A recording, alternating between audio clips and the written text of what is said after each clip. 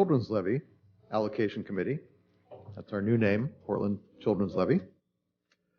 I'm City Commissioner and Allocation Chair Dan Saltzman.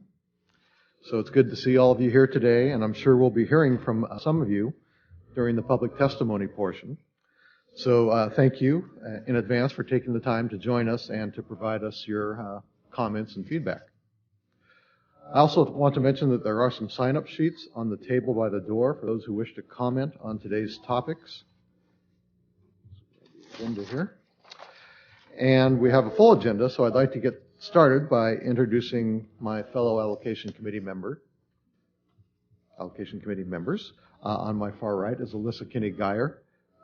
She is the city-appointed representative. Next to me is Adrienne Livingston. She is appointed by the county. On my far left is Ron Belts, who represents the Portland Business Alliance. And on my left is Multnomah County Chair Ted Wheeler. Moving to the Children's Levy staff, we have Program Director Lisa Pellegrino, who oversees after-school and mentoring programs in addition to being overall program director. We have Assistant Director Meg McElroy, who is in charge of early childhood programs. And we have Lisa Hansel, who takes care of foster care and child abuse prevention and intervention programs. Communications Director Mary Gabe Broderick, and Fiscal Specialist John Kelly. And before we dive into our agenda today, I always like to give our audience here and those viewing at home a quick overview of the Portland Children's Levy.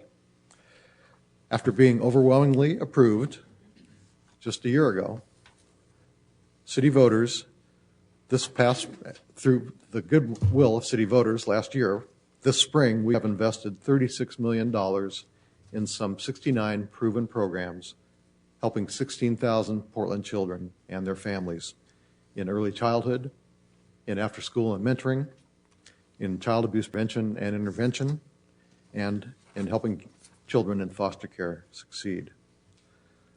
The Children's Levy operates with a 5% administrative cap, so that 95% of every dollar we get goes directly to the approved programs that achieve positive results for children. During this phase of the levy, we will continue with our successful leverage fund that partners public funds with private dollars. And today we'll be discussing options on the best ways to invest the some $3 million we have set aside for the leverage fund in the next cycle going forward. So I'd like to begin. We always have a general comment period at the very beginning of our meeting. And if there are people here who wish to provide us general comments, we have time set aside now for those who wish to speak to us either about past funding process as well as the leverage fund and parameters for allocating additional levy dollars. So again, this would be the time for topics. Oh, I'm sorry. I got it wrong. The specific topics I just mentioned are what we will be having separate public comment period on. Right now is just anybody has any general comments. Now would be the time to come up, and depending how many people are, I'll give you 1 or 2 minutes. Okay, I don't see anybody rushing up, so we'll.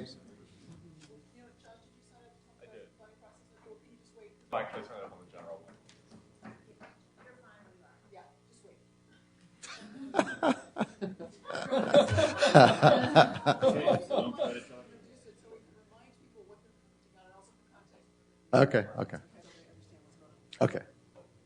So now we need to approve our minutes from our October 12th meeting. I'll entertain a motion. Motion to approve. Second. Okay, all in favor say aye. Aye. Okay, the minutes are approved. And at this time, we'd like to hear from those of you who have comments and concerns about the most recent levy funding process. But we're going to start with an introduction from Lisa Hansel. Thank you. This feels a little awkward because I'm actually talking to the audience instead of all of you, but since the mic's set up this way, I'll go this way. They all have a screen overhead they can see. At the October 12th work session, Allocation Committee members and staff discussed several issues regarding the recent funding process. Examples of some of the issues raised included funding new versus current programs, challenges encountered making grant awards that included up to 15% admin, and also the need to offer technical assistance to programs applying for these grant funds. Those are just some examples of things we've talked about so far. Today we invite public comment on aspects of the funding process that worked well and things that need to be improved. Staff will use the input provided by allocation committee members, public input from today's meeting, reviewer feedback, staff observations, and any other comments that we receive within the next few weeks. So at this time, the way this will work is your name will be called. When it's called, please come up to the table. You'll have 3 minutes to share your input, and you'll be alerted when your time is up. Additionally, if someone has further feedback after today's meeting, please provide it in written form directly to staff, and we'll be sure to include that as we make our recommendations. Okay, so at this time, people who want to testify about the previous funding process. Yeah, right. We will have a separate comment period after that for comments on the leverage fund, parameters for the leverage fund going forward for the next 5 years. So this is, I would be shocked if nobody wants to talk to us about these topics. So we're going to ask people to come up. Oh, you have?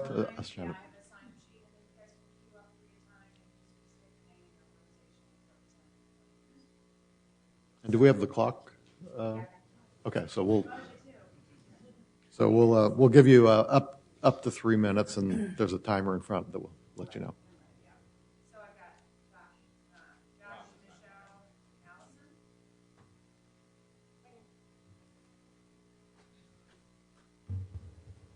So welcome, and if you could just each give us your name and your organization, if you wish, and then, as I said, you'll each have 3 minutes and the timer in front of you. And since Josh was so eager to get up here, we'll start with Josh.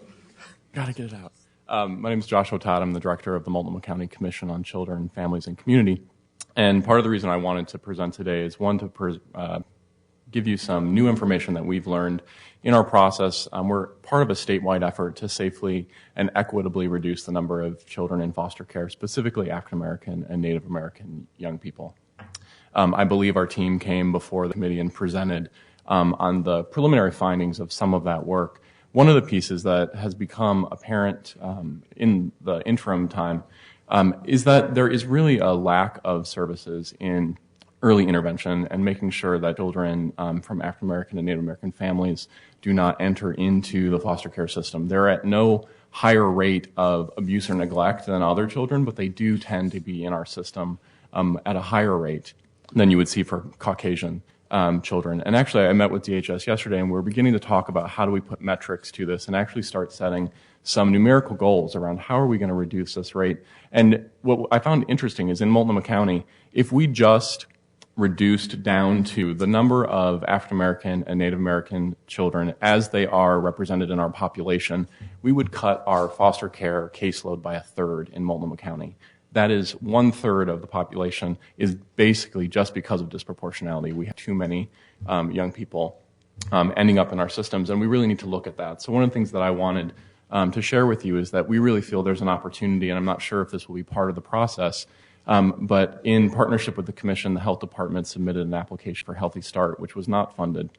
I think if we had this information 6 months ago, we probably would have looked at how do you target those resources, specifically around supports to African American and Native American families. And I wanted to say we're hoping that there'll be opportunities for proposals that did come forward to address concerns that the committee had and make small shifts. The other piece I wanted to just real quickly share was that this is just an example, I think, of the importance of government dollars as leverage. Given the current economic climate, any dollar is important for us to leverage to its fullest extent. And so I just wanted to come and say in support of the work that lots of partners are doing that I think government is a really critical partner and that we should be allowed to use and go before the leverage fund for programs like Healthy Start and others, because I think there is a great opportunity to look at taking our federal, state, and local private dollars that we raise and really serving the best needs of children and our families. So thank you. I appreciate all the work you guys are doing, and I appreciate you giving me some time to talk. Thank you. Thank you. Ma'am?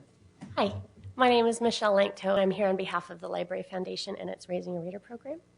I'm a donor to the Library Foundation, a lifelong Portlander, and I've been a Portland Public Schools Head Start teacher for 16 years.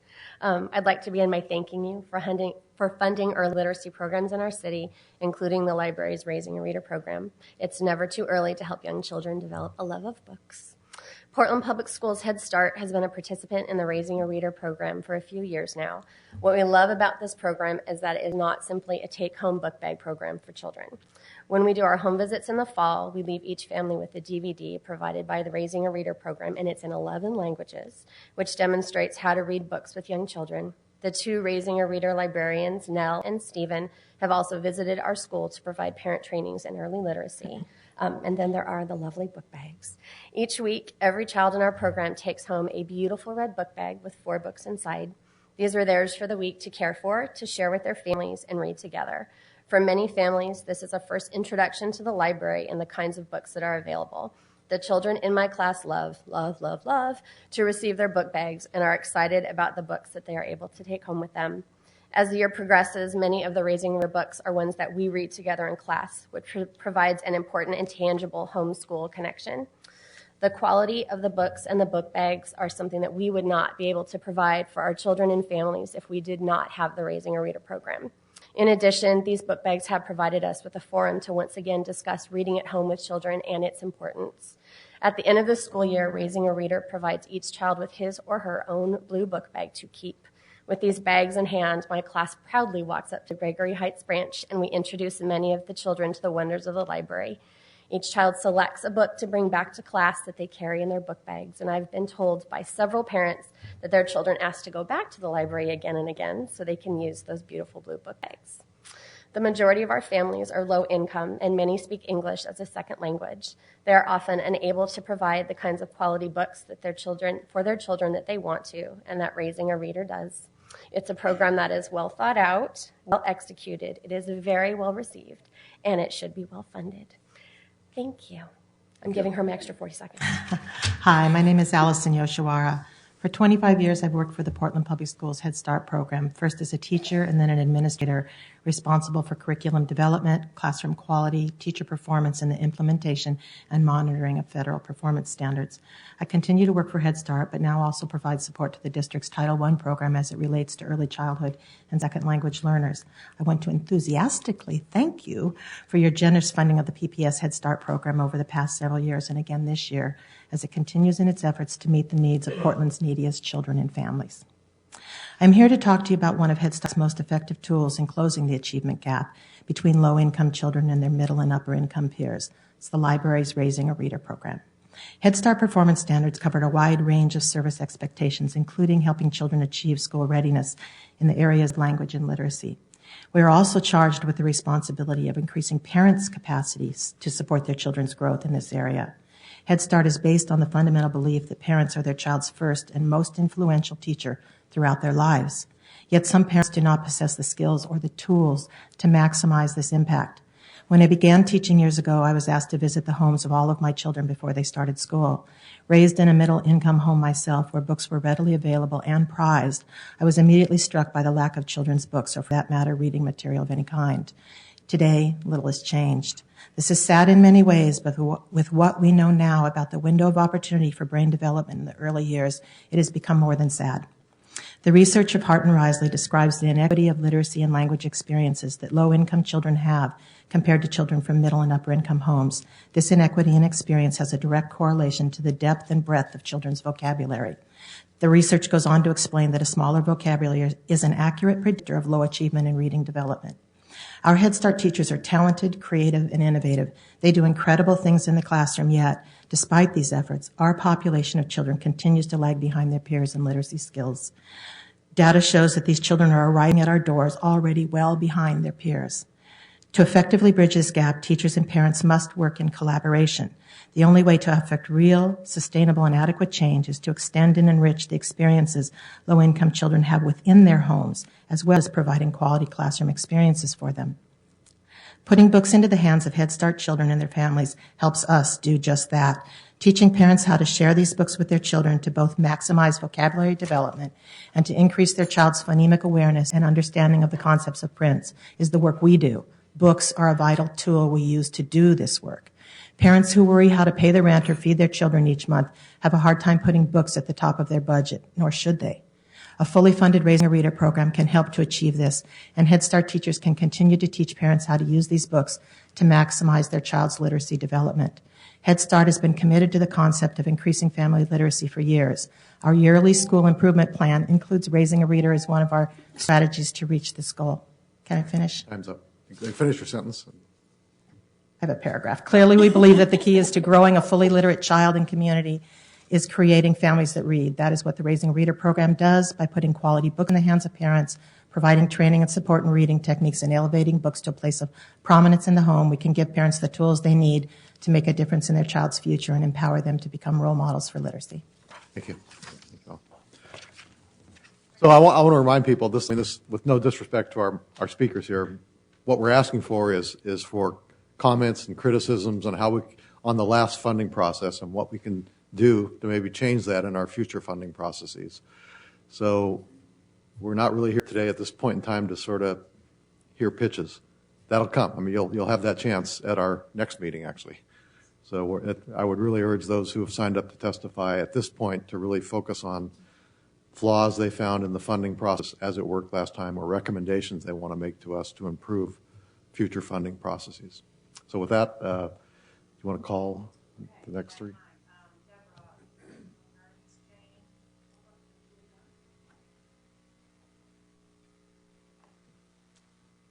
Welcome. Thank you. These aren't on, they are on wheels. I was like, it's not moving. Yeah, and if you hold the microphone down a little bit. Okay, so all you need to do is give us your name and, if you wish, organization you're speaking on behalf. We'll start with you. Thank you. My name is Deborah Leopold, and I'm Director of Growing Gardens. I want to thank you for the opportunity to provide some input as you consider future direction and decision-making. As a past applicant, our organization was not funded, but we very much appreciated the opportunity to participate, the things that we've learned, the consideration that we received, and we look forward to giving you some more updates at another time about our programs. But wanted to just say, as a participant in that process, some of the things that you have brought up in your previous discussions, I think, would be really helpful. Would encourage you to continue to consider new programs that haven't been funded in the past. It's a great opportunity to both leverage some innovation so that you have an opportunity to increase the options for kids, and maybe also help existing funded organizations to expand the way they look at things. I would also like to encourage looking at where there are some positive partnerships and how to promote some of those partnerships in the application process, because many of us are working at the same Sun schools, for example, in our case, in after-school enrichment programs, and there might be some really rich opportunities to partner and really expand on the outcome of those programs.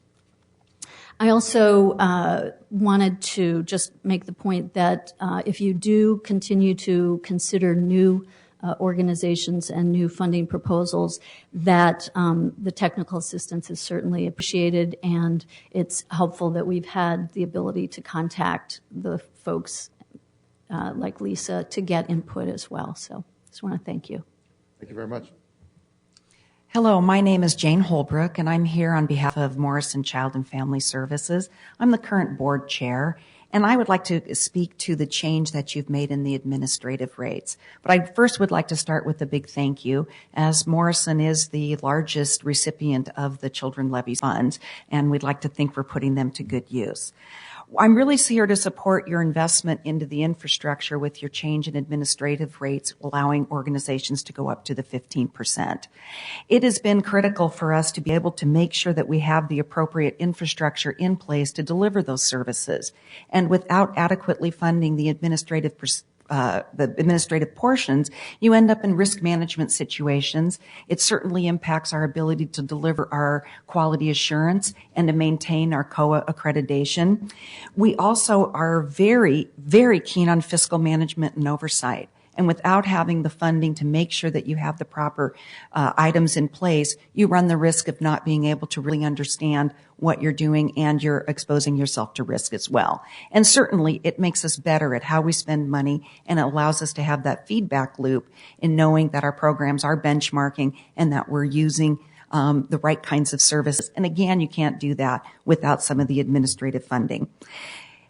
The funny thing is you gotta pay for the mundane. And as much as I hate to say it because it's not sexy, but we have to do payroll. We have to provide for facilities, purchasing, billing, etc. But most important, I just want to reiterate again, without having that funding to support the administrative process, the fiscal management and the ability to make sure that our services are doing what we want them to do doesn't exist. I'd also like to just take a quick moment on an unrelated topic. I wanted to congratulate you on your influence beyond the boundaries of Portland. I'm currently on a steering committee in Lincoln County, Oregon, and we are working on a children's levy of our own, and we are using you as a model. I've met with your staff, and I hope I can pick maybe some of your brains as we move forward. So again, thank you for that administrative change. It's the right thinking. Thank you. Thank you. Julie? Hi, Julie Young, and I also am on the board of Morrison Child and Family Services. And in addition to what Jane has already said about our appreciation for the opportunity to be reimbursed for administrative fees up to 15%, I want to draw attention to the importance of administrative costs for the evaluation that Morrison does, and our need to be able to have administrative reimbursements for that. A dozen years ago, I worked in community mental health as a children's and child and family therapist.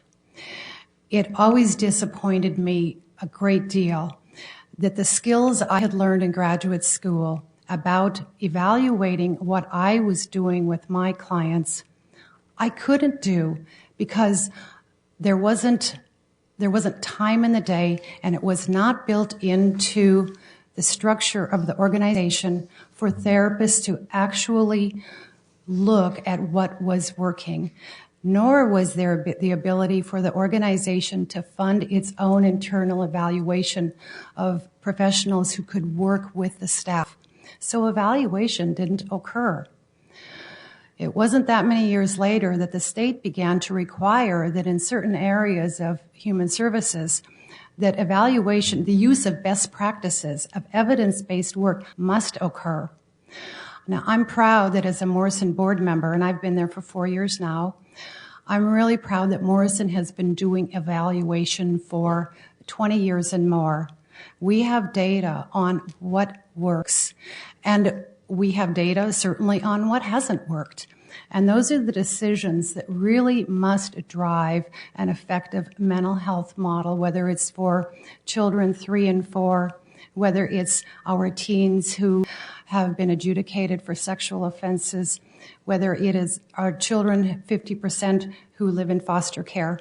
We want to be able to deliver programs that work. And we cannot do that unless we receive funding that supports that. So I want to encourage you to continue keeping in mind what the true administrative costs are, not only for Morrison Child and Family Services, but for all the programs that the Children's Levy funds. And I thank you for your consideration. Okay, thank you very much. Thank you. Next 3. Okay, there's only one more person signed up, Judy Straw from MFS. Is there anyone else that wants to speak? Nobody else wants to speak about On previous funding process? recommendations on our future funding process or past? Okay, that's fine. We'll have other opportunities today if you want to comment. Go ahead. Discuss your name and your organization. I'm Judy Strand with Metropolitan Family Service. Hello. I mainly just wanted to say that we're appreciative of the process that was utilized in the last funding round and for the careful work of your committee, and also to acknowledge the excellence of the staff involved. It's been a great group to work with. And would like to express support for programs in good standing, really complement using those terms, and also because of the way that helps build strong programs over time, and I think that's really helping our community. Also would would support the concept of continuing to support smaller and new and emerging programs as possible with the remaining funding. And I believe the last time there was some explanation about certain high needs groups and certain geographic areas and so forth. That was extremely helpful as an applicant, and we would appreciate that type of information in the future. And I applaud the administrative rate clarity. It was very helpful for us to know what the administrative rate looked like going to this, and I also would reiterate what the previous speaker said about how helpful it is to have adequate infrastructure to support quality programs. So that's really all I have to say. Thank you. Okay. Thanks, Judy. So thank you to all of those of you who testified. The staff and the committee appreciate your thoughts, and will take these comments into consideration as we move forward. And before we take public comments on the leverage fund, looks like Meg McElroy will spend a few moments summarizing the previous leverage fund guidelines and potential changes that were discussed at our sort of retreat meeting on October 12th in how the new leverage fund might operate. Exactly. Thanks, Dan. For those who weren't at the last meeting and for our viewers at home, the way in which the leverage fund ran in the past, there were $3 million set aside in the hopes of leveraging private dollars with our public dollars to invest in proven programs in our community for Portland's children. And there were two methods by which we did that work. The first was leveraging private foundation funding directly.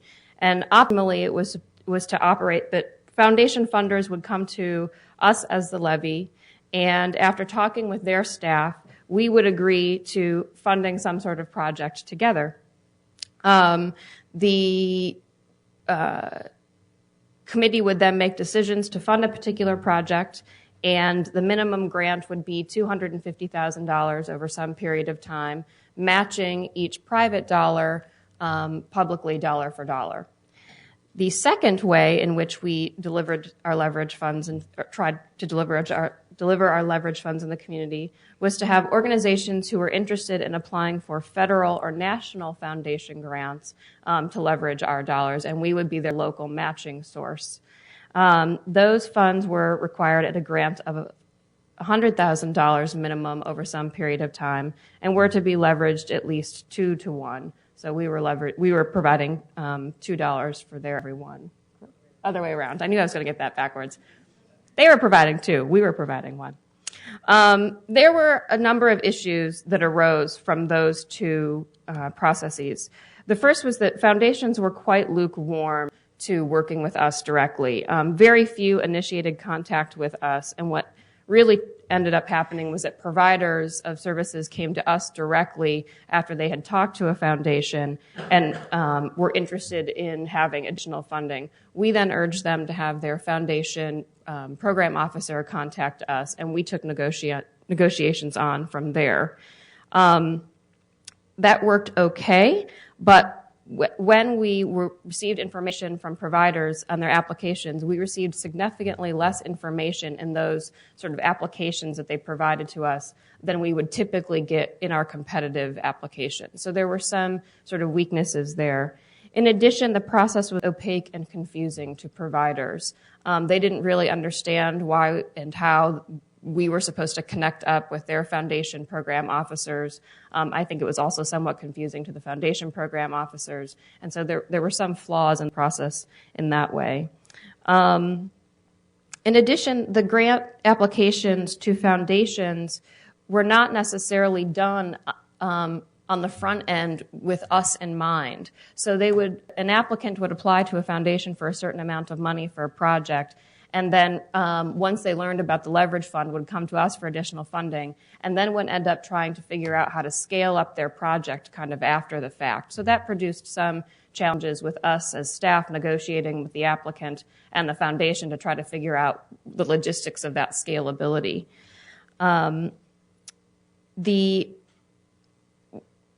major issue with the local matching funds option was that only one applicant even came to us for that option. So clearly there wasn't a high demand in our community, or we didn't do a great job of marketing that option in terms of folks who were for federal or national foundation grants. Either folks were not applying as much as we thought for federal or national foundation grants, or we didn't do a great job of marketing the availability of our fund to act as a local matching source for that purpose.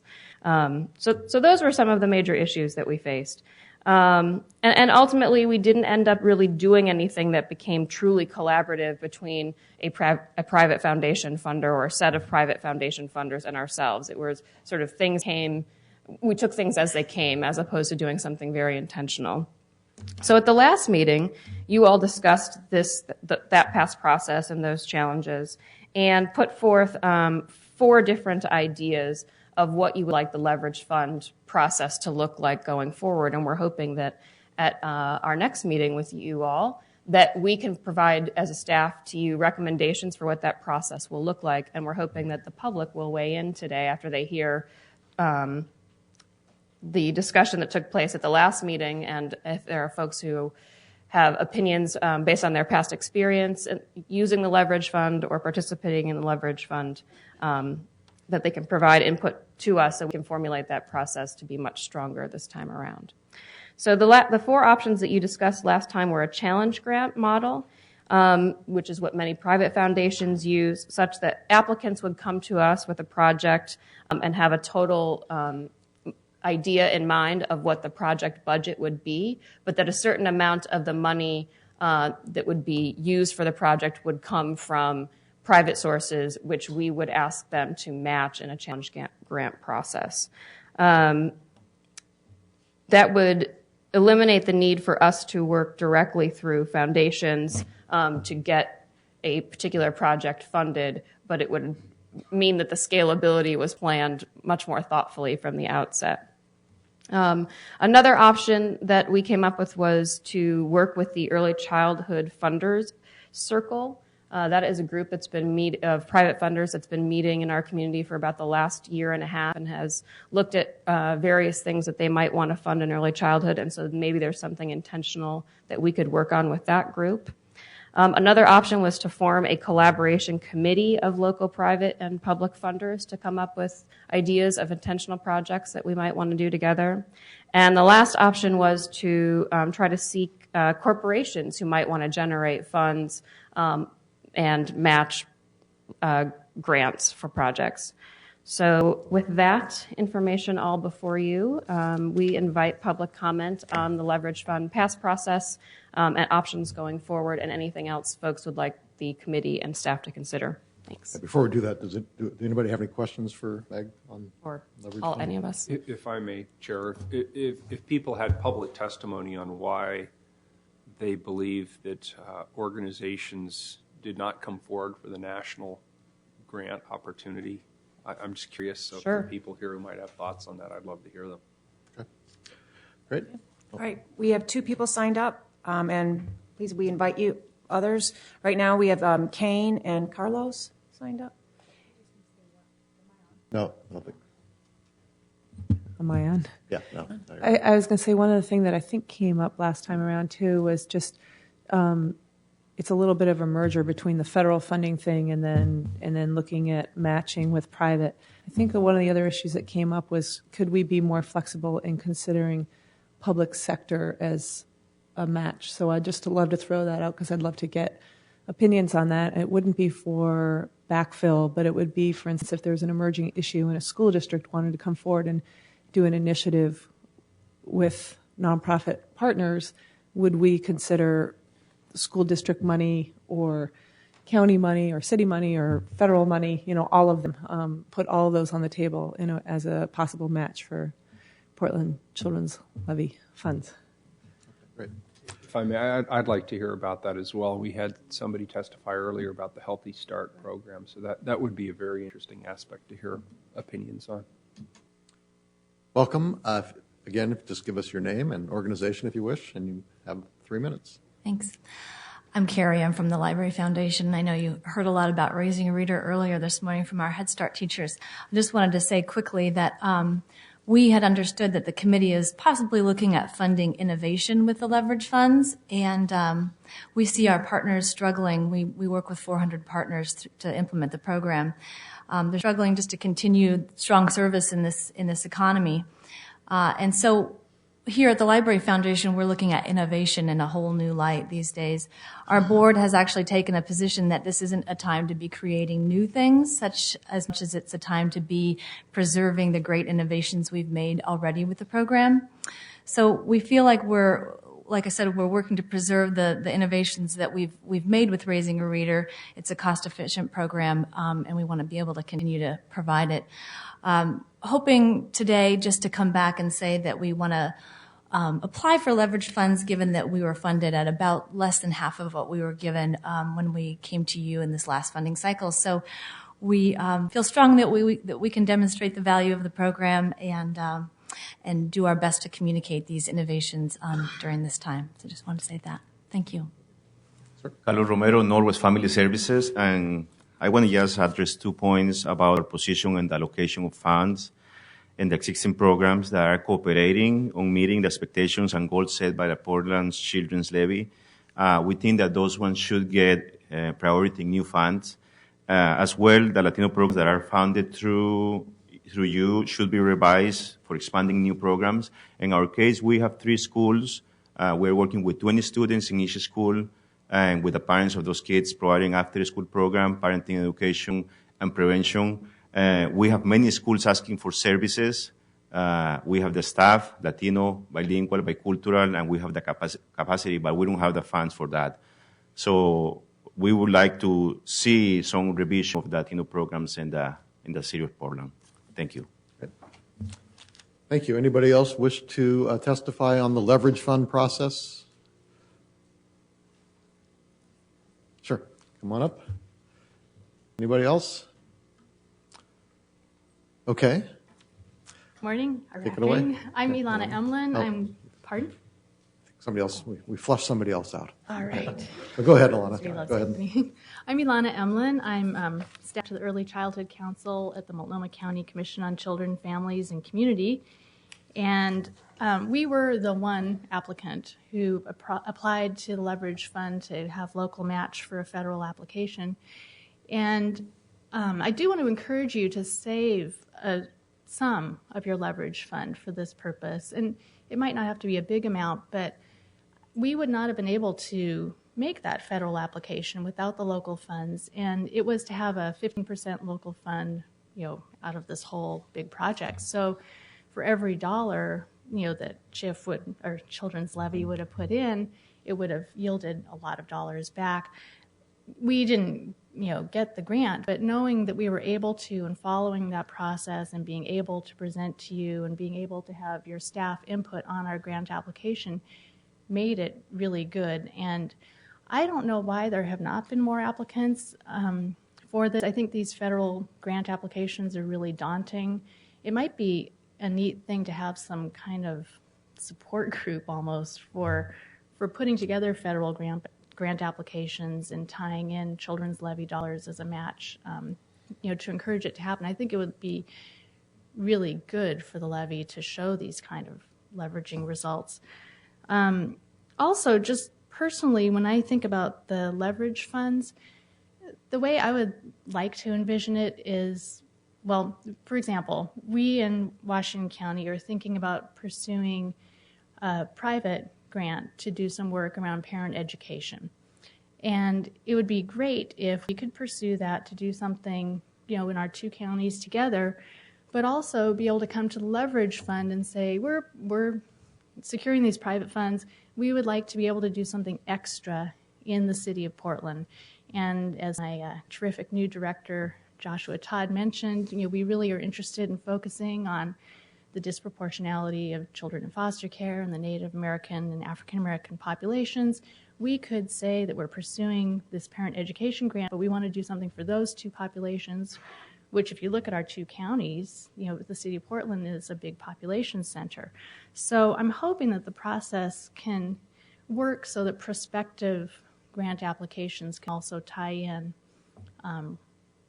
instead of securing these funds and then pursuing it. So, thank you. Keith? My name is Keith Tomajan. I am the CEO at Campfire USA. We serve about 500 low-income kids a week in Title I schools. As it relates to the leverage fund, this is admittedly somewhat off the cuff, having just heard the 4 ideas, but I'll share with you my initial instincts, if nothing else. It seems to me that 3 out of your 4 ideas are models for affecting the leverage fund, whether it's the challenge grant where applicants come to you, a collaboration between private and public funders, or a corporate partnership. All have merit in their own rights. The 4th idea, though, seems to me to be a funding strategy, a targeted strategy for early childhood. My concern there is not to dismiss for a moment the validity or merit of early childhood funding. The data and studies show the import of your investments there. Rather, it's just inherently an exclusive strategy. So I would urge you to consider, for example, the challenge grant model, which to my mind is the most inclusive. It allows the best innovation and projects without restricting it, whether it be to school age or early childhood. It gives you the forum to really entertain the best of the best in the community. And certainly as a guy whose organization is working in the trenches of school age youth development, I'd hate to see us not be in play for the good work we're doing, and I know there's a litany of other funders that way. So that's my perspective. Again, early childhood is a huge import, but I think your other models allow for them to be in play with other good partners as well. So I hope you'll consider that. And thank you for your work. Thank you. Just to clarify, Keith, that was not presented as one or the other. The concept that was discussed was probably doing some combination of those. So just to assure you. All right. It was never discussed as only one.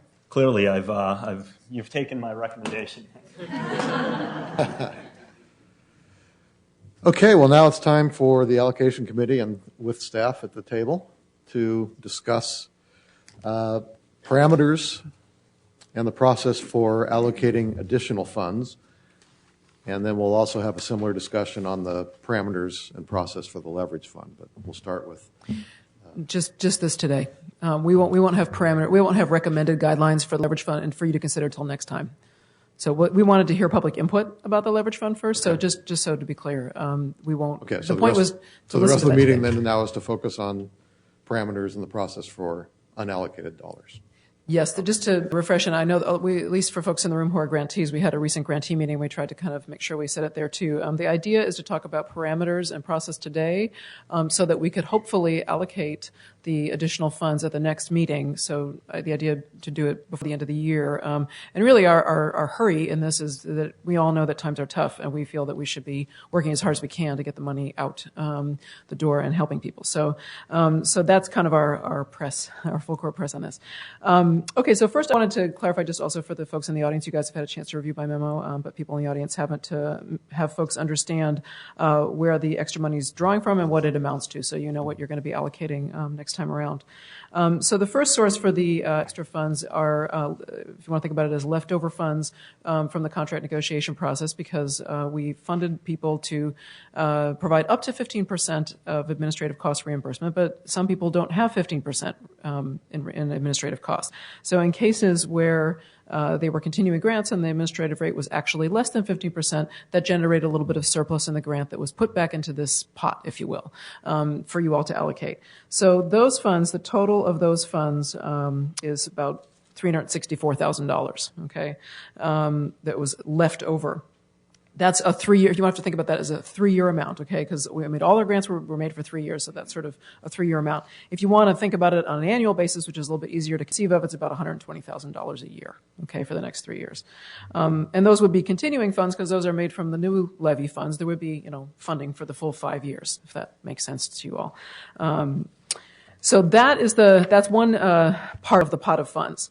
The second part of the pot of funds is fund balance that is left from the previous levy. There was fund balance, or I should say fund balance accumulates for various reasons.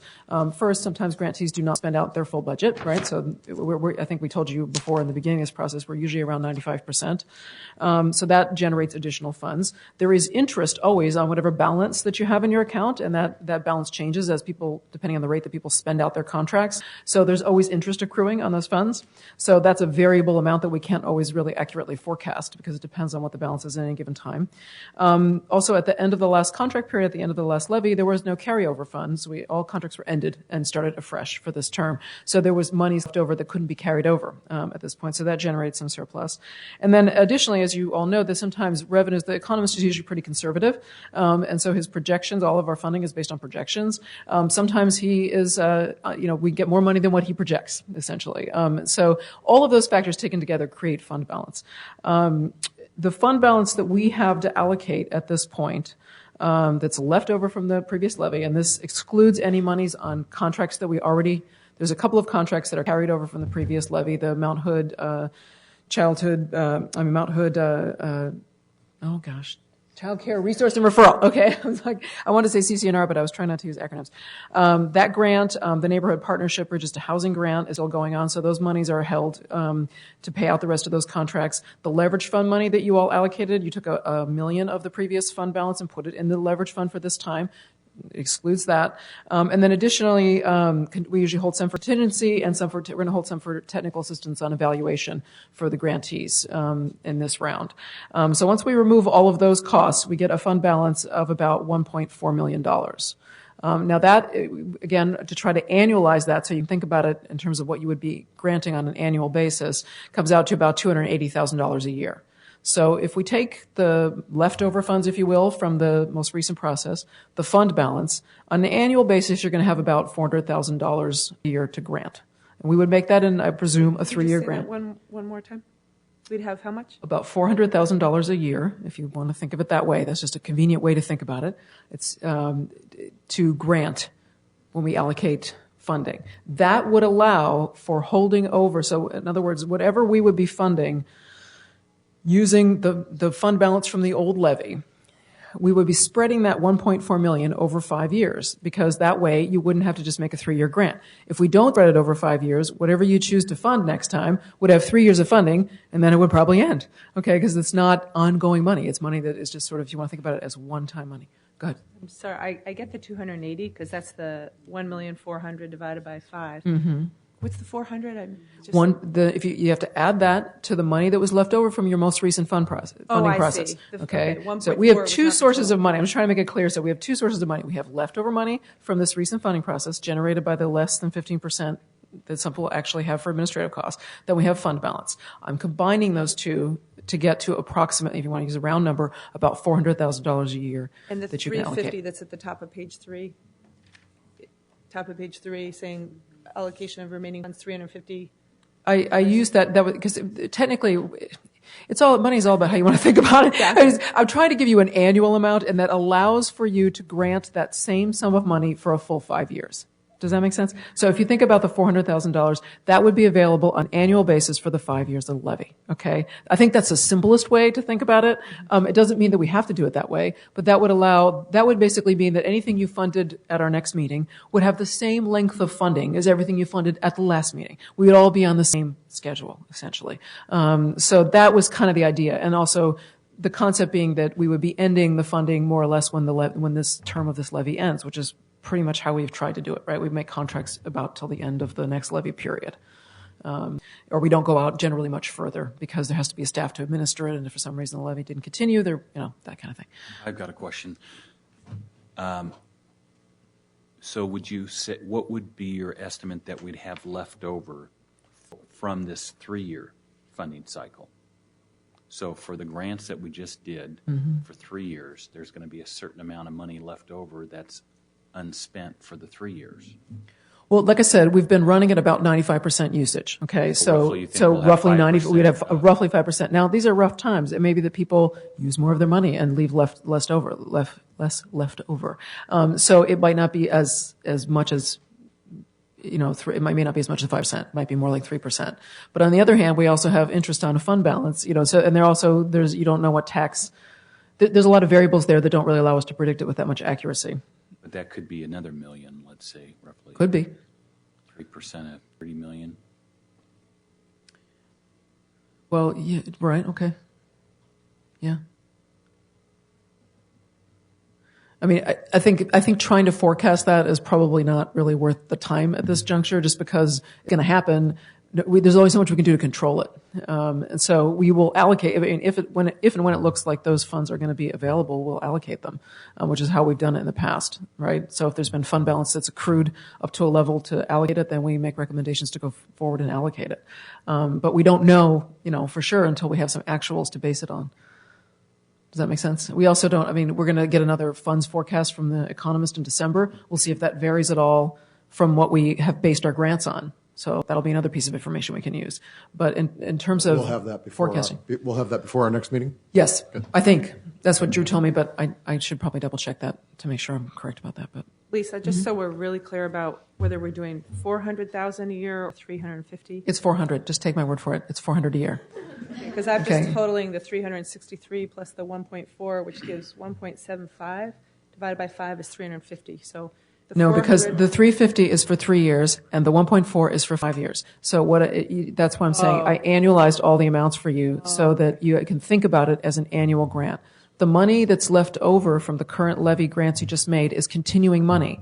That money we're going to keep drawing levy funds down. Okay, so that 5-year fund balance amount, that's never coming back. Okay, we don't, not that one's specific divided by amount. 3 and one's divided by 5. Exactly. Okay. Exactly. So that's why it's confusing, but I'm trying to make it as clear as I can. I'm sure it's clear as mud by now. But no, it's more clear now. I just had to ask 3 times before I got it. I realized that I should have only just put one number in the memo. That would have been simpler. But I didn't have a good forethought to do that. So the bottom line is, I think in terms of you're thinking about it right now, it's 400 a year. That's about what you're looking at. Okay, so with that said, staff has developed some recommended parameters for how you might allocate those funds in our next meeting. And I'll explain kind of where we're coming from and what we base those recommendations on. So first, we recommended prioritizing sort of as top priority new full-service after-school programs. And we made that recommendation really for 3 primary reasons. Well, first of all, if you go back to our last work session process in which we discussed the sort of to what degree do we fund continuing programs, in other words, programs that have received funding from us in the past, versus what degree do we fund new programs who have not received. And by new, I mean programs that are new to us, that we have not funded in the past, okay?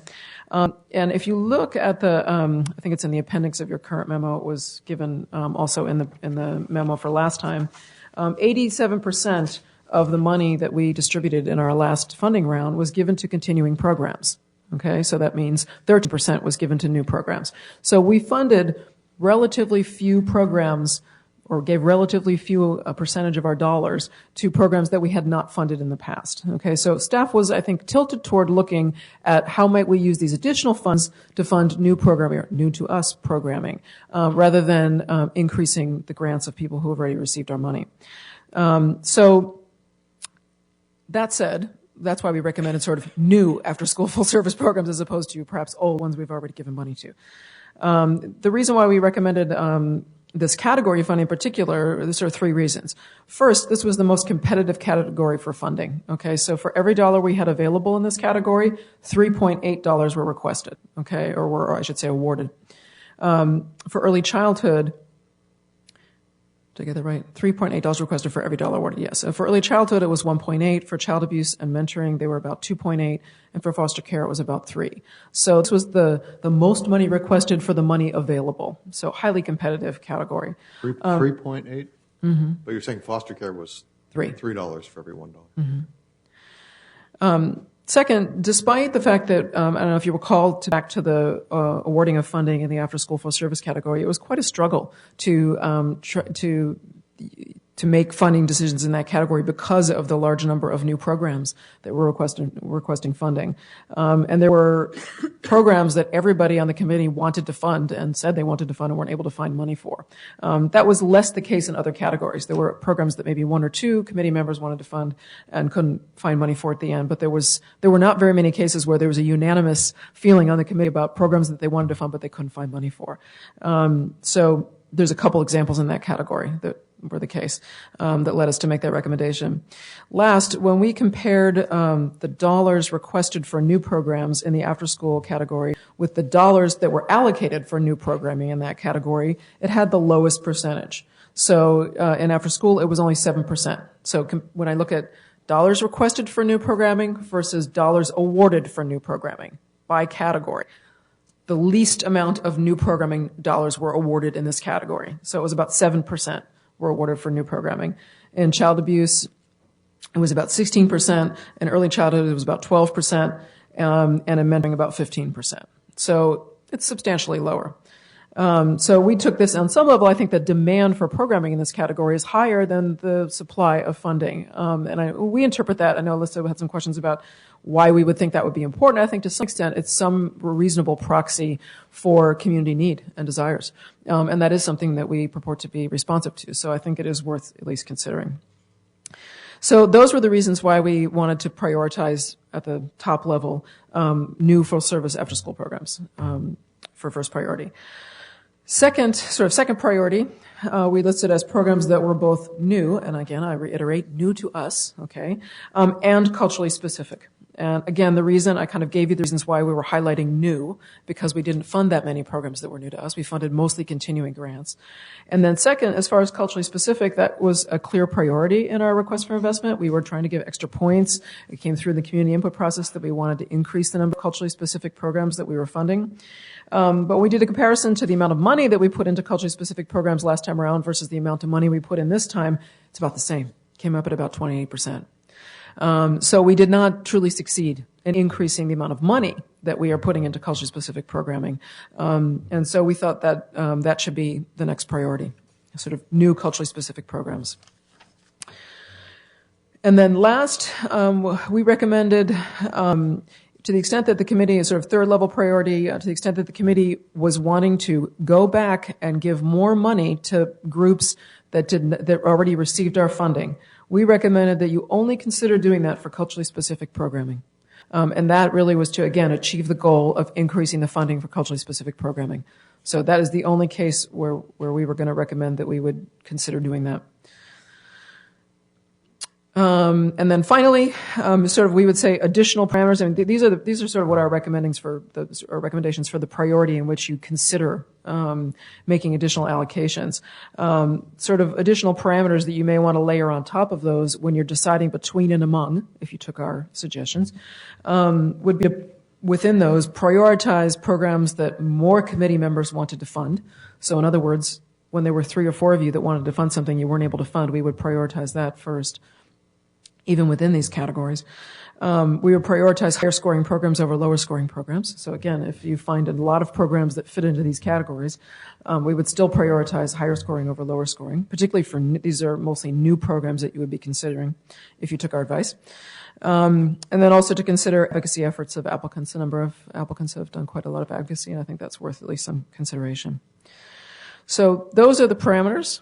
You've kind of asked your questions along the way. I'm happy to take more questions, and then probably move to public comment for anyone who wants to comment on these parameters. And again, I would really appreciate if people could comment on the parameters, and this is really not the time to come up and plug specific programs, and tell us why they're good. That can be at the next meeting. Is that fine with the committee to have the public comment first, and then we can discuss amongst ourselves? Okay. You want to do it that way? Okay. Were there other questions just for clarification or any other around numbers? Questions? Okay. Go ahead. You probably thought I was a little off my rocker on my question about how much money might be left over, but the point I was trying to make is that if 5% is normally left over and we went to a conservative point of 3% left over, that would still be about $1 million. So otherwise we're going to keep money in reserve for 4 to 5 years from now for potential funding after the initial 3 and then a 2-year renewal, that we could actually increase spending now by $200,000 a year, because it's going to be at least $1 million if you do it conservatively, and you could pare back spending 3 years from now if you didn't have that $1 million. Otherwise, that reserve's going to sit there for 4 and 5 years without spending it, and you could still pare down on that renewal if you wanted to. Because, I think the greatest need is between right now and the first 3 years, than 5 years or 4 years from now. So just to consider potentially spending $600,000 extra a year rather than the $400,000 extra a year. So that was my logic in the numbers. I totally agree. That, I mean, I'm sort of a knee-jerk conservative on financial matters, and so I didn't really go there, but I think that's absolutely right. Okay. And I think that's something we should also check to see whether there's any, any city fiscal policies that may govern a decision we could make in that regard too. I mean, in other words, if there's a guideline that says we have to do 95 versus 93, then we should find out before next meeting. But I don't think there's any guidelines, but I'll double check. I don't think, because I've looked at this in the past, I think that what it is written into all of our contracts as the provision that if should funding parameters change, we have the ability to decrease monies. And so that's just a reality, is that if for some reason the numbers did not work out later down the line to allow us to do that, that we would have to take people's contract amounts down. Okay. So that's the only sort of downside. Can I ask one thing? I like that idea too. I do think there's great need now, and we don't need to keep storing away. When you play out when the next levy election would be, this last time around, we had to stretch it out 6 years. Have you played that out and know when it would go back on the ballot to make sure we're not trying to stretch it out? Because that excess helped us make it through that last year. The thing that allowed us to make it through the last year was not just really fund balance. To be honest, it was the fact that there was a delay in grant making in several of the categories over that second year that led to substantial savings, if you want to look at it that way, or substantial ability to lengthen the levy. I don't know that would be the case since we've let all the money at the same time this time around. So even if there was fund balance accruing, it would be nowhere near enough to cover $13 million or whatever, $14 million. Does our 5 years end us up at the end of a non-election year? Yes. So we are going to have to stretch it into a 6 year, or we go after 4 years back to the voters? You're heading out of my realm here. Okay. Those are decisions that are, okay, being thought about, but I think no decisions have been made. Decision has There's been always made. a lot of factors in the moment that play into that, it seems to me. If I may, I would urge us to tread cautiously on that strategy. I'd want to have more analysis before we made any decision on that, because it's not a trivial matter to go on this On the reserve fund balance? issue. Okay. Right. Historically, I'm not familiar with budgeting underspending as a fiscal policy, and my concern would be what you referred to if we find out that we can't go in a particular year just because the politics might be wrong, frankly. Right. Or there might be other big fiscal issues, or frankly, the economy might be worse. Who knows? I'm not an economist, so I can't speak to that.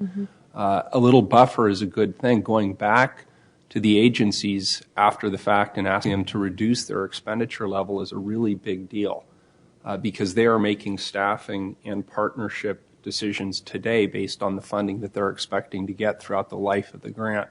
So I would just encourage us to be very cautious, and I'd like to hear more from the fiscal staff about what their recommendation would be and have them present us some options or a proposal. We could work it up what it would look like at different levels. In other words, to sort of take the current fund balance and essentially allocate that over a shorter time period, in the hopes that, the only other piece that I'll put out there that mitigates against doing what you said, which is a little more aggressive strategy, is if you wanted to try, one thing we're keeping in mind in terms of fund balance, which we discussed at times, is the child care initiative, which has still quite a bit of money left remaining on its contract. However, there's no provision for renewing that, and there's no funding particularly set aside to renew it. So we sort of left it to, well, if fund balance is accumulating and the evaluation pans out on that initiative and we want to continue doing it, that would provide some funding to continue that for the full length of the levy term for 5 years. The current money is likely to last about another 2.5 years. So that would take us through the life of this levy. So that's the only thing that I would say would mitigate against sort of spending it up front, if that makes sense. However, the adjustment period would come in somebody's renewal. It wouldn't come during their 3-year That's correct. grant.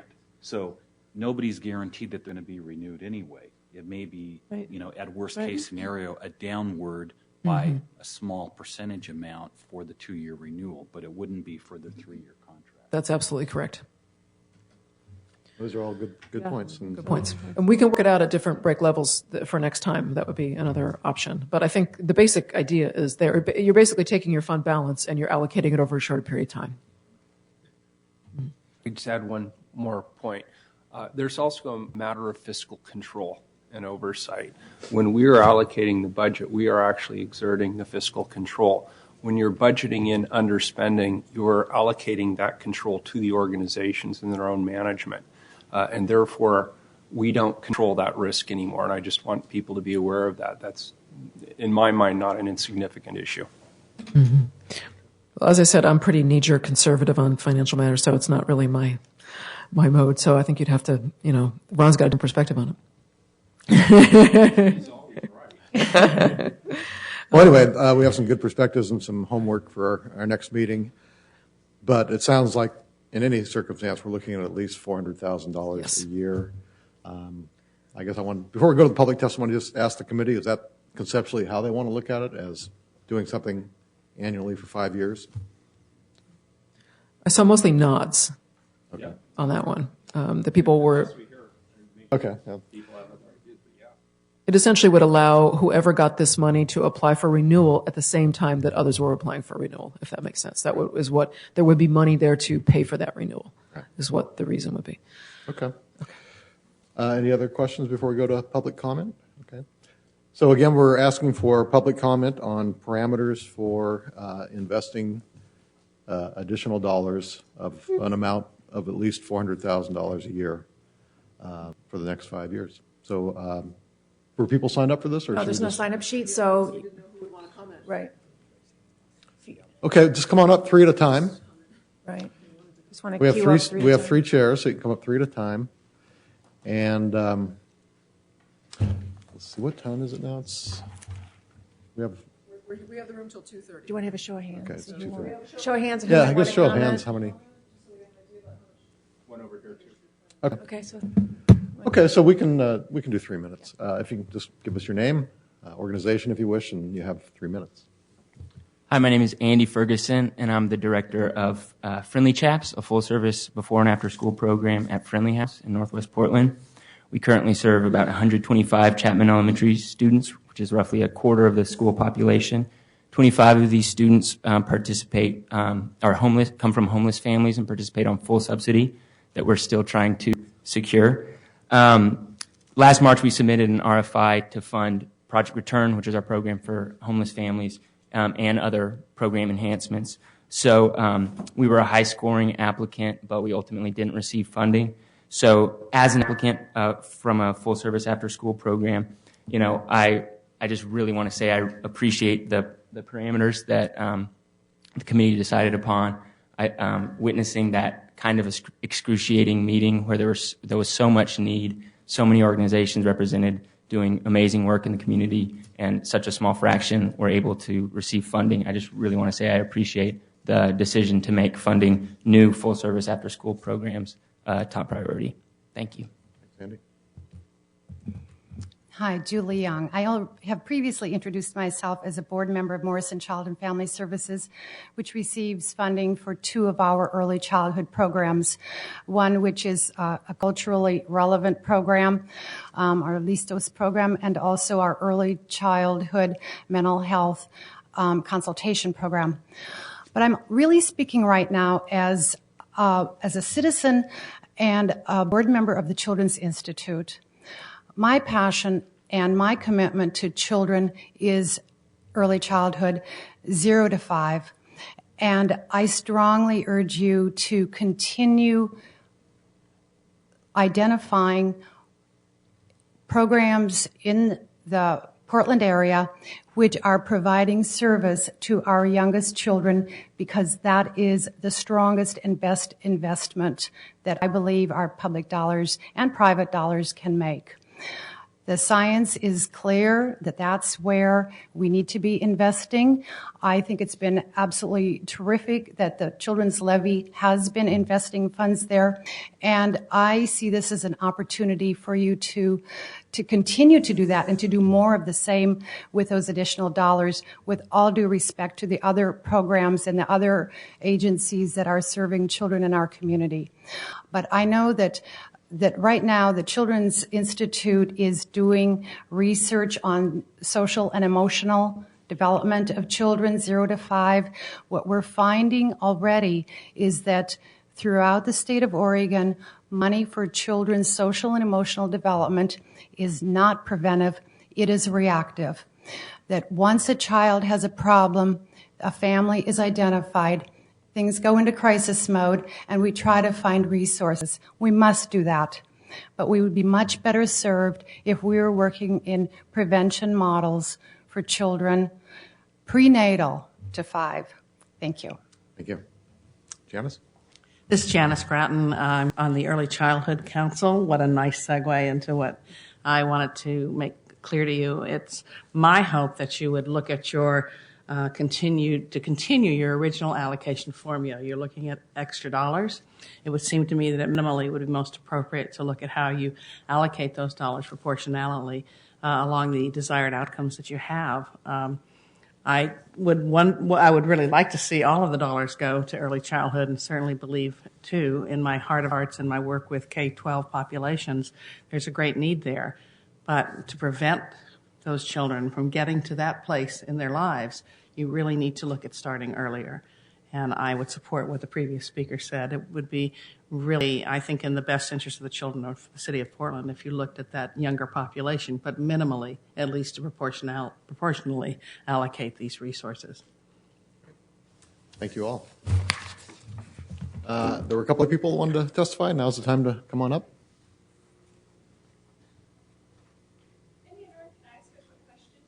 Sure. Are you thinking of re-releasing an RFP, or would it just be the existing applicants? It would be the existing applicants, yes. The question, so our audience can hear, was, are we thinking about asking for additional our requests for information? And the answer is no. We would be confined to the applicants who submitted to us this year and didn't get funded. Hi, I'm Ann Witzel. I'm Executive Director of Kinship House, and I also commend the panel for all the great work you're doing, and this program is terrific. We were one of the applicants originally, just missed the criteria cutoff on the last evaluation. And I would like the committee to consider going back to their original evaluation process and just look at the great work that was done then, honoring the need for 0 to 3 especially, children's programs, but to honor also the great work that had been done previously and use that criteria in this process as well. Thank you. Thanks. Hi again, Deb Polt with Growing Gardens. I, too, am interested in, since this was the RFP, the process that you had created for the original proposals, if those are the ones that the way you're going to make the decision, then to continue the priorities that you had identified in that. And one of the things that I didn't have a chance to ask Lisa, but perhaps and another time you could let me know. I know you had mentioned that the percent increase you had hoped for in the culturally specific programs in the after-school category hadn't really increased as much as you had hoped, making that a priority. I think you also had as a priority those programs that provided year-round funding, or year-round programming rather, and those that included some sort of environmental outdoor education. So I'd just be curious if there was the additional increase in awards for those categories. And then also just to consider if there are some intervening factors that have come up.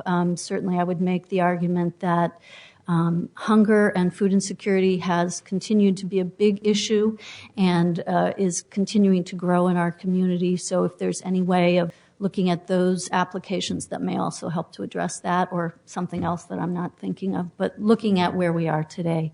Would love to have the consideration of those programs that almost got through there. We appreciate a lot of the conversation that went on for Growing Gardens in that behalf. So thank you. Okay, thank you both.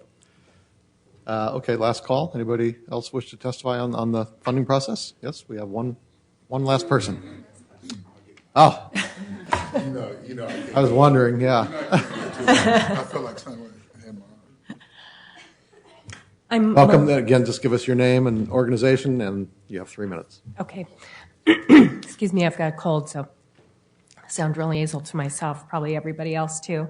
I'm Melissa Butterfield with Volunteers of America Integrated Family Services Program, and we submitted a proposal last spring for multi-dimensional treatment foster care for preschoolers So we were definitely in that early childhood category. We also targeted our services for the northeast portion of Portland. So we're looking at the demographics to provide a culturally relevant service, and had our program staffed by several African American and Native American staff members. So we felt like from that standpoint, our program had a lot of merit.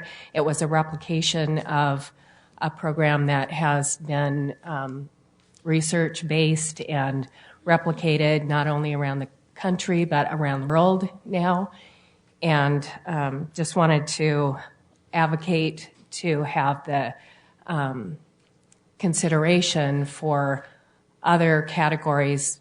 I know that there was a lot of thinking that went into the one category for the after-school programs, but I felt like this one in particular had a high score and had a lot of merit, and would like to pitch for that and that category of the foster care to be reconsidered.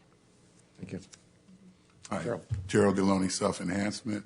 First of all, I want to commend the committee and the staff, because I think that the recommendations that we heard today were really good recommendations. The only thing I really want to add is that, human development happens on a continuum. So I would hate to see the money get, stuck in different places, but we look at being able to spread this across so that it meets the different needs of child development, human development at different stages. So I do like, hearing about, going back to these full service after school programs. I think that anything that is not really linked to the schools, because 90% of all the kids in our city, in the country, go to public schools. If you're not going to try to change the culture to produce a successful culture within the schools and the services we provide, we will never have the kind of impact. I mean, when we come down to it, we're seeing that, only 57% of our kids are graduating from high school in 5 years. I'm not talking about on-time promotion. We have a real crisis in not just our city, but in the country, and it's the connection of education and how do we get people through this system. And concentrating money in one place won't get it, but if we are not working with our schools to make this happen, it's not going to happen, and we're not going to touch enough. I mean, we run a big program, but we're touching 754 school-age kids. That's not enough. It's not enough, and we have to see how we can get the most bang for our bucks. So I think that the allocations we're talking about, we have to be, there's something called equitable, not equal, but equitable. And that has to happen, but if we're not connected with the schools and making the kind of impact that we need to make on our kids, man, we're not going to get there. And so that's where I stand. That's where I think, but I commend you on doing a great job, because I think this has been a thoughtful process. Thank you both. Okay, well, now we're at the point for discussion and hopefully ultimately a vote on the parameters and the process. Did you want to respond to anything, first of all, Lisa? I guess I could address, one person brought up the other, when we raised the issue of the culturally specific as sort of, do we hit that target? And culturally why don't you state again what you said a few minutes to us ago on that point? We went back and we looked at, the reason we only had that data for this one point on culturally specific programming is because that's something that we looked at in the past. We looked at how designating programs culturally specific or not. So we were able to characterize how many programs in the past, during the past levy, what amount of funding did we direct toward that. And we could do the same this time, because we specifically tried to reward that in the applications by giving 3 extra points to agencies who were applying to deliver culturally specific programs. So we looked, and we didn't change the percentage of funding overall that we put into that category. The other things that she mentioned, those were not, the programs that we asked to apply, we listed that on, that came through with public input, sort of the kinds of things that people were interested in seeing funded. The two biggest priorities that came out of that, there was a long list of things that the public was interested in seeing funded. But the two biggest priorities that came out of that were culturally specific programs and programs in the eastern part of the city. So we highlighted those by giving extra points in the applications for programming that was going to address those things that were significant needs, and they came through consistently in public input at both the provider level, the public level, and the policy level. So those two were kind of elevated up, if you will. The others were more in the group of things that were generally communicated to us. So we can't track on we were not able to track how much programming we funded in the eastern part of the city last time because we didn't do that by zip code. And you have to track by zip code in order to know. This time on our forms, we are tracking by zip code. So we will have numbers for you, for how successful we were in doing that next time around. But we don't have it to compare to at this point. So the only comparison we could offer you was on the culturally specific. And we felt that we didn't really achieve our goal. It was just to increase that. So we thought to the extent that we're going back, we should seek to achieve that goal. That was the rationale for that.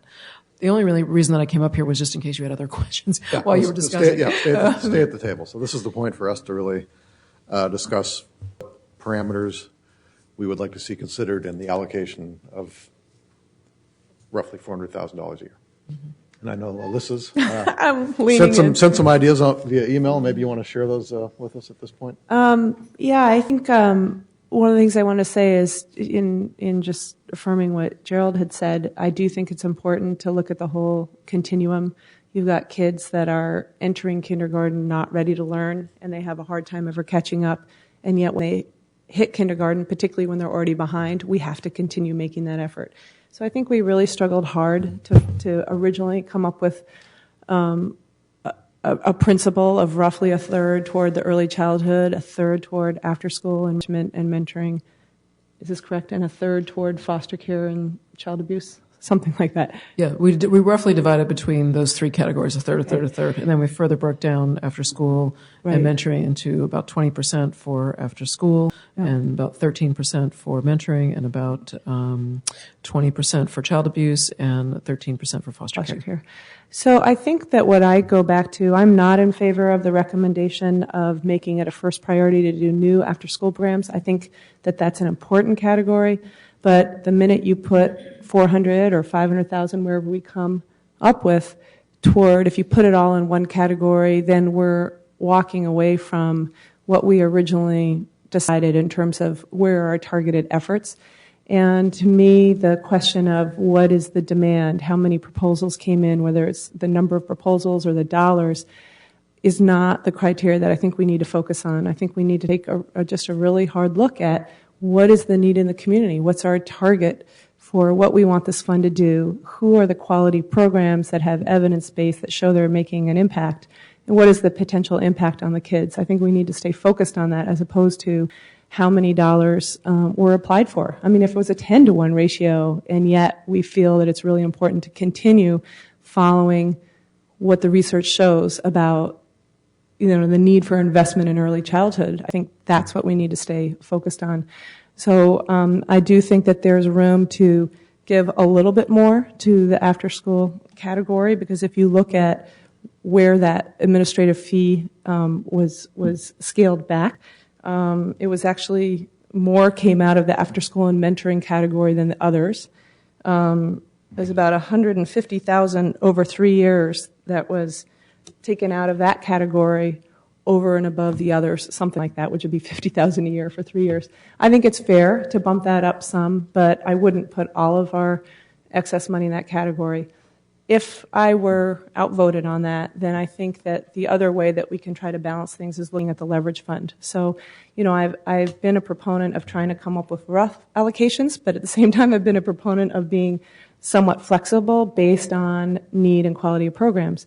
If there's a strong argument because, for instance, federal funding is being cut back from one of the schools, I would put that in the category of there's a need there that wasn't there before, and I'd be willing to go out of our 33% categories if that particular area is being defunded at a greater rate than others. I do think in terms of the big picture, a lot of people are losing their ERDC funding, their early employment-related daycare funding, because they're losing jobs and they're no longer eligible for it.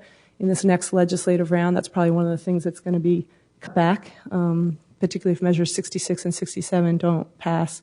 So, it's a changing environment. I don't think we can do everything, obviously, with $500,000 a year. And so I would hope that we look at the whole picture of how we're funding things and keep the leverage fund in perspective. I do think that going back to the original criteria of prioritizing culturally specific programs and those east of 82nd Street where we had underfunded, I think that we should stick to our original targets. Adrienne? Yeah, I would actually agree with what Alyssa said regarding the first recommendation as far as prioritizing the full service after school programs. I still want to advocate for the enrichment programs as well, because I know in the last cycle what we did, we still took some funds from the enrichment program to be able to fund some of the full service, and I just don't want to take them out of that pool as well. Again, I agree with what Gerald said in looking at the full process. It is crucially important that we do fund programs that address working with kids 0 to 3, 0 to 5, but at the same time, there are so many kids that have already fallen through the gaps after that age that we need to make sure we're funding those programs when they're in a different process and a different cycle, and they've passed the 0 to 5, so we need to make sure that we're still funding those youth and not saying that because you're not in this category anymore that you're not priority. I know that we're not saying that, but still with the additional funding that we have, I would not want to see those youth that still need that help taken out of that cycle in this process. And as far as prioritizing the communities of color, I highly agree with that as well, because I do know as far as the last cycle, at least we're equal 28 to 28 in that we didn't lose funding, but at the same time, the goal of increasing, I would definitely agree with that as well. Other comments? Ted? Well, this is certainly a tough one.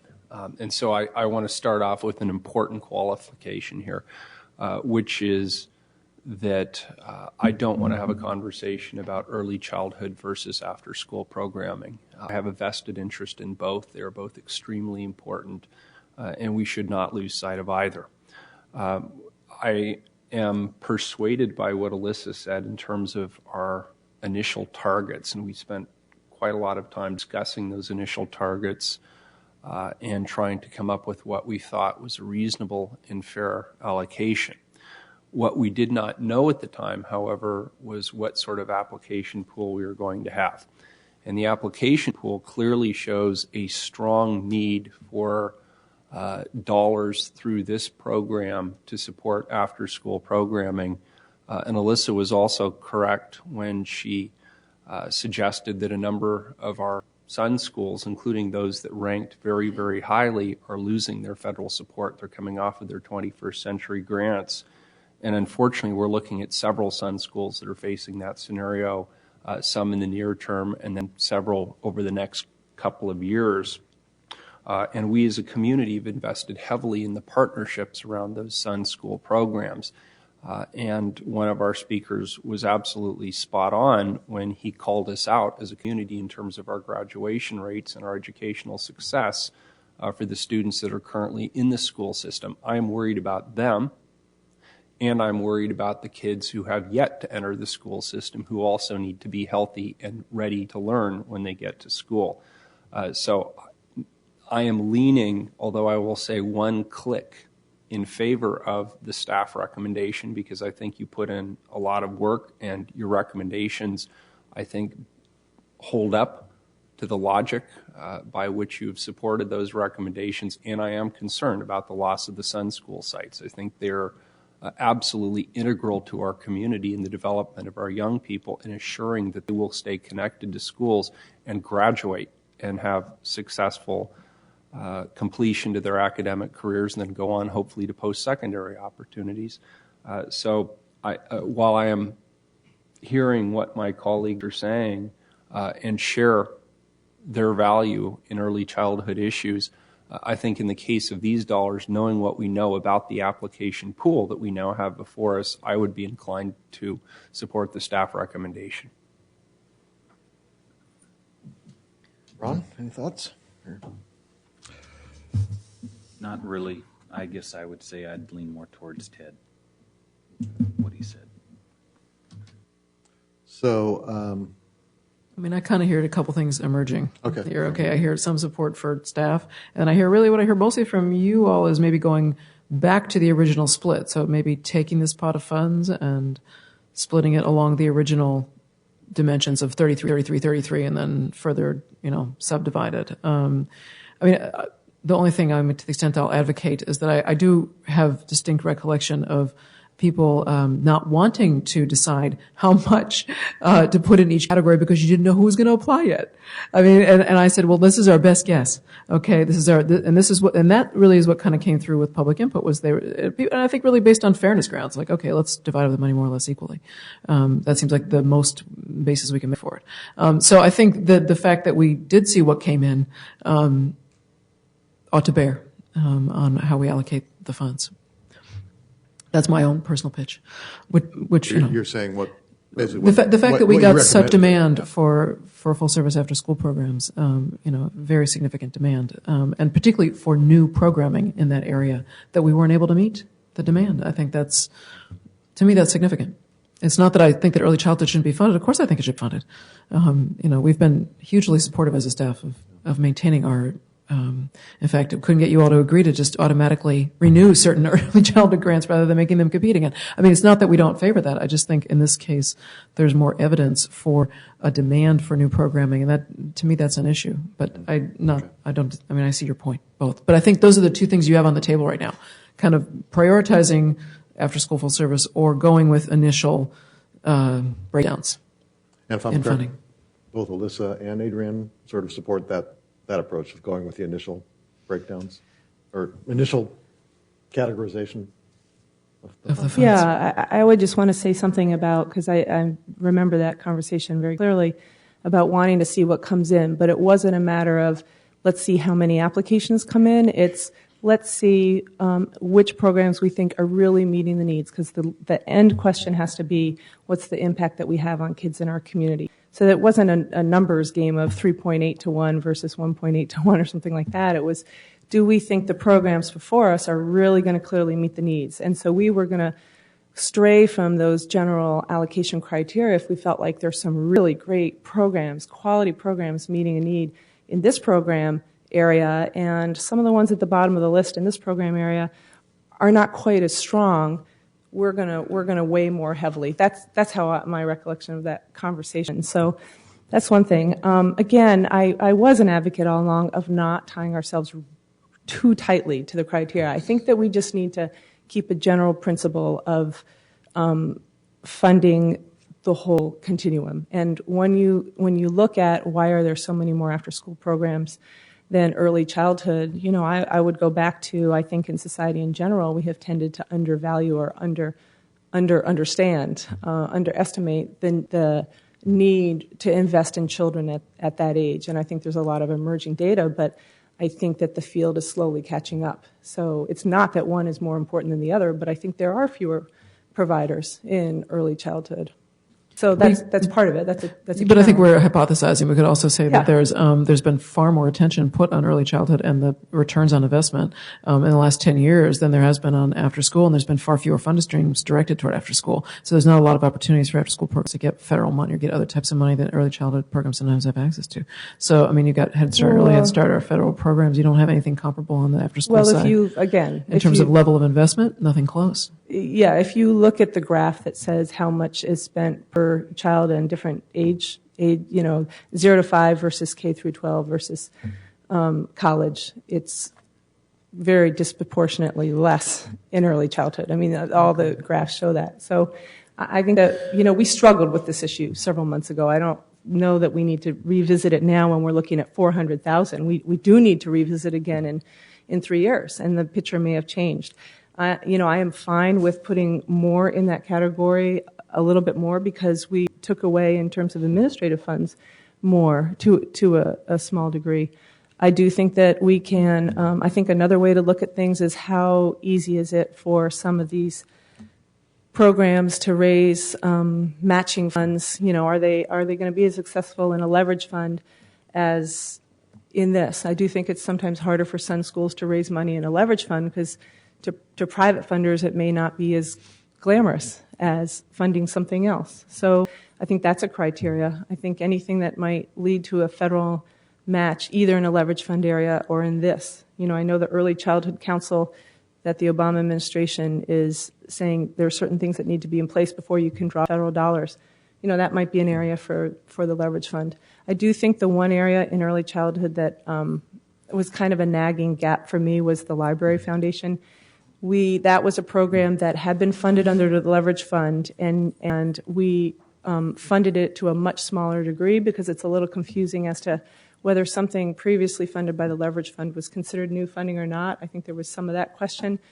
Saturday Academy did come in. It had been funded in a leverage fund, and then we treated them as an ongoing program and gave them the same amount plus COLA and up to 15% administrative overhead. We did not do the same with Library Foundation, and I remember that was just one of many things we were considering, but I remember thinking, what was our thinking on that?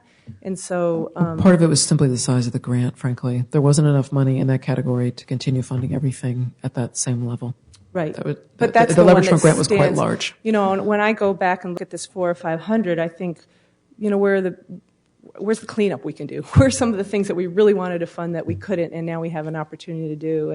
And going back and looking at ones that generated a lot of support or scored highly, we just weren't quite able. I think a lot of what you have in here is good, culturally specific. I know that's not making it a lot more clear for you, but I do think that we're looking funding for the entire developmental screen is important, and how much we do it right now versus leverage fund, I'm willing to be flexible on. I do know that you set precedents. Once we do this, if we put $500,000 more a year into one particular category, then when it comes up for renewal, if we continue a commitment to trying to protect ongoing programs, we've significantly shifted our priority in an RFP process, and I think we should be really aware of what we're doing. Could I just chime? The chair probably wants somebody to make a motion. I'd also like to comment on the leverage issue in the Library Foundation. I know Mayor Summerall wanted to be here today to comment on that, but it sounds like she'll have an opportunity at the next meeting to come in and testify on that matter with regard to the Library Foundation. This I see as a different part of the process. I see this as a rebalancing part of the process. Because I really do want to maintain the integrity of our original discussions, not knowing what the application pool was. So I want to be very clear and on the record that I think we had very good discussions, and I think we landed on the targets that were the correct targets given the information we had and the values that we espoused. I don't see this as inconsistent with the values. I see today what we have is different information. We know who is applied and what amounts. So I see this as not a shift in values, but a rebalancing based on what we know the applicant pool to be. And so I just want to be very clear about that. I haven't changed my values at all. And then just as far as following the original, if we were to do a third, that's basically $133,000 in each of the three different categories, correct? But you'd further break it down. Right. So it leads to very small amounts of money. That's the other thing about it is that I can't guarantee you there'll be an appropriate application to fund. If we divide up the money in the previous percentages, I can't guarantee that there are applications that it would make sense to fund that had the other characteristics you're talking about, which would be prioritizing culture specific, as well as things that you wanted to do but couldn't, as well as things that scored highly. Okay, I don't know if there will be appropriate applications in every category at the amount of money that you would be distributing across all 5 areas, because it ends up being fairly small amounts of money on an annual basis. I would be in agreement with is definitely putting it into the after-school programs, because I think that would allow us then to look at the culturally specific programs and really address that goal, but then not just tying it to the full service programs, but opening up truly to after-school programs, because I do know that there are some of the culturally specific programs that fall in enrichment and not full service. If that. So I understand what you're saying. I would then, because $133,000 will go extremely quickly as just the $400,000. If we were to divide it up, even though I do agree with Alyssa, I'm not sure how much success we would have in trying to address the other issues, but I would agree with putting it into after school, but making sure that we don't lock it into just the full service programs. Mm-hmm. Well, you don't have to lock yourself. I mean, even using these recommendations as parameters, you don't have to lock yourself in. I mean, parameters are parameters. They're a place to start, and to be looking to make investments within those parameters. Whether you want to go outside, or not, can be. I mean, you also may choose to put, invest down the line, prioritize one of that fit in the different categories. I mean, that's another way to approach it. You don't have to vote to lock yourself in, I guess is what I'm saying. Well, I guess that puzzles me a little bit, because I think our purpose here is to make a decision today that's going to govern ourselves in the 400,000 to 500,000. Well, I mean, I think that's preferable, but you don't have to. Proposal, it's going to focus on full service after school. To prioritize that first, and then we gave you a list to go down from there. So if you don't want to spend all of the money in the first category, if you didn't want to do that, then we would next prioritize the second category we gave you, which would be picking new programs that were culturally specific, whatever the category. Okay, that's kind of why we gave you those options in that order, was that, we said our goal would be to first prioritize after-school full service programs. If you don't want to spend the full chunk that you have there, then we would next prioritize doing a new culturally specific program to try to hit two things that we didn't do much of, or we didn't do more of in culturally specific. Culturally specific across all 4 or 5 categories. Yes, okay. That was the idea. And then last, if you want to reopen grants that we gave that you didn't think got enough money, we would recommend only doing that for culturally specific programming, because again, to achieve that goal of increasing our investment in that area. So that's kind of, that was more or less why we gave you the priorities in that order, not necessarily to urge you to only do one thing, but that if you wanted to do multiple things, that you do them in that descending order. Does that make sense? Yeah, although I appreciate the clarification, because Did you imagine that we only wanted one, and then if you didn't choose that, choose the next? No, I thought if we decided to go with full service after school, within that category, we would look to culturally specific and so on and so forth. But that's not what you're recommending. That wasn't what we intended. No, that wasn't our intention. I guess I didn't imagine that I could get you to agree to spend all the money in one place. So I didn't think that I would have that chance. I wouldn't necessarily disagree with that. But I felt like, okay, if you didn't want to do all of one thing, here were the other things I thought we should hit based on it really is going for what didn't clean. I kind of with Ted on that, cleaning up what didn't we do much of, and we didn't fund much new programming. We would have liked to have fund more culturally specific. We didn't really get there. How could we make up for that? Those were the 2 priorities for staff on cleanup. I find merits to both sides of the argument, tempered by the reality that we're talking about maybe $500,000 a year, which is not insignificant, but that's also, I do get concerned if we slice it up so far. When I remember some of the applications, I think as you said, that wouldn't leave a lot of money to really substantively respond to many of the applications we didn't fund.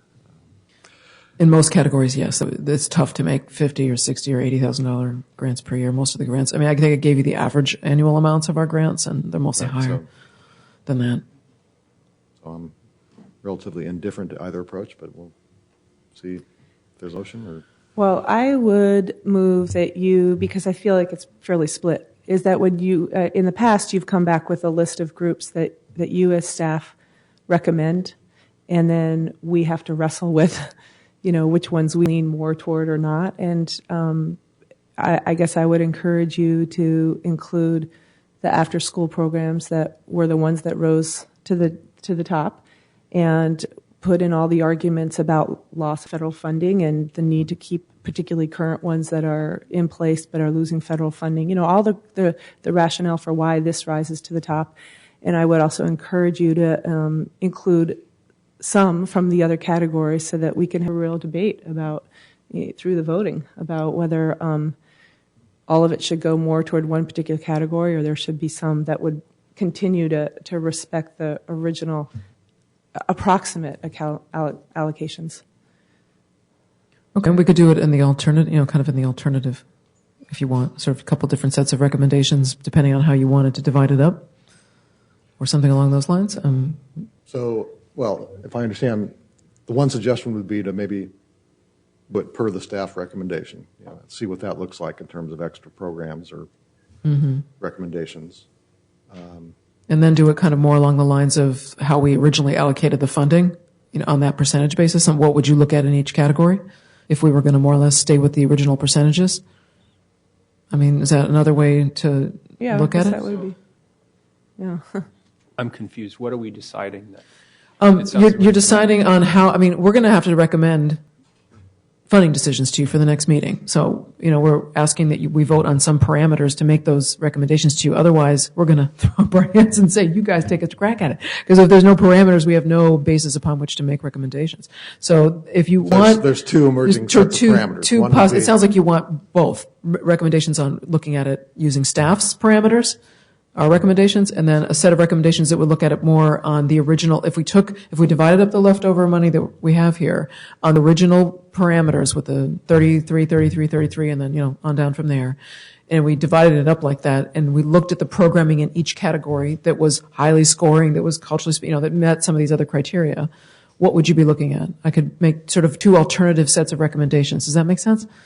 Well, it sounds like you're changing the conversation, because if you do that and you're putting two sets of funding proposals next to each other, then we're comparing programs against programs. That's not what we set out to do today. What we set out to do today was create a set of parameters, and then we would figure out which programs met those parameters.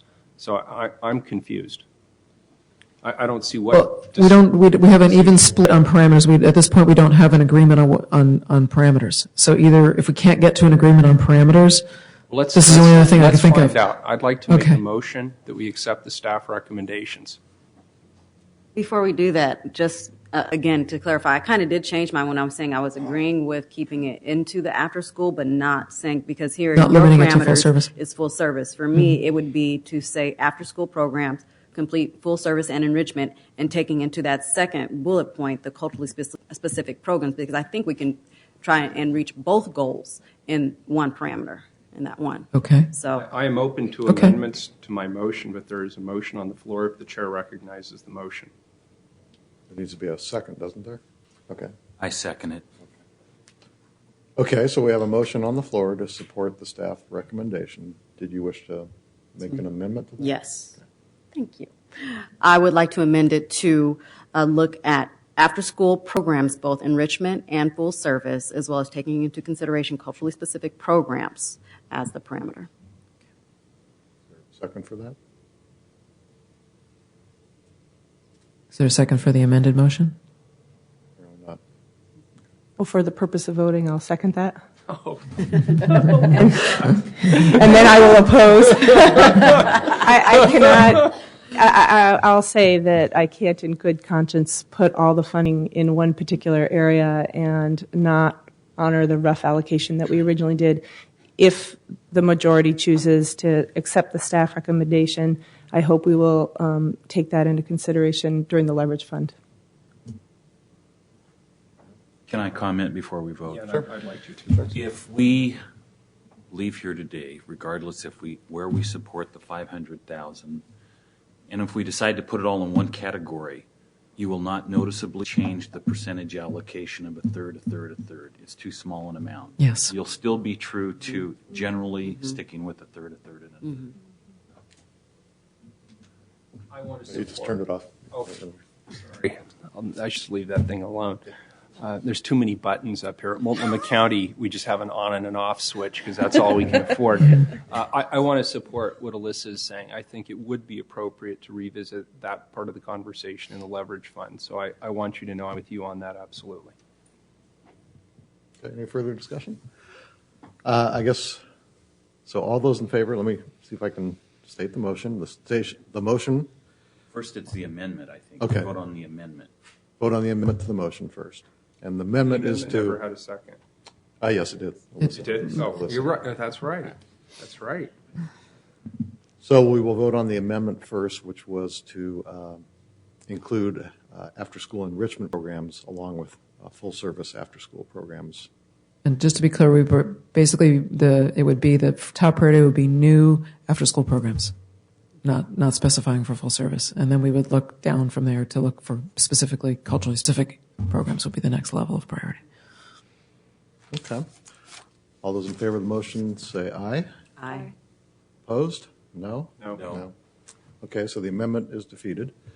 Now, the original motion, which is to adopt the staff recommendations to approach the categories of looking at full service after school first, and then looking at other culturally specific programs as well. Am I getting this right? New and culturally specific. New and yes. culturally specific. New to programs. us. Okay. So all in favor of that motion, say aye. Aye. Opposed? Opposed. So the motion passes, and we will come back with recommendations. The staff will come back with recommendations that meet the criteria. Do we need to discuss anything about prioritizing programs that most committee members wanted to fund? We will do that within. We will first take the programs that fit those parameters you just discussed, and then we'll tell you of those, which did you agree on, which did the most people agree on, which scored the highest. We'll give you that ancillary information. Does that make sense? Yes. And we will just, clarification for the audience. In the past, we didn't go through and present all the staff recommendations, partly for timing considerations, but we thought we should probably change that going forward, and I think we'll take the opportunity to do that next time. So we will present the staff recommendations to the public before we ask you all to vote on it. You will, of course, have them ahead of time, in advance of the meeting by at least a week. Okay.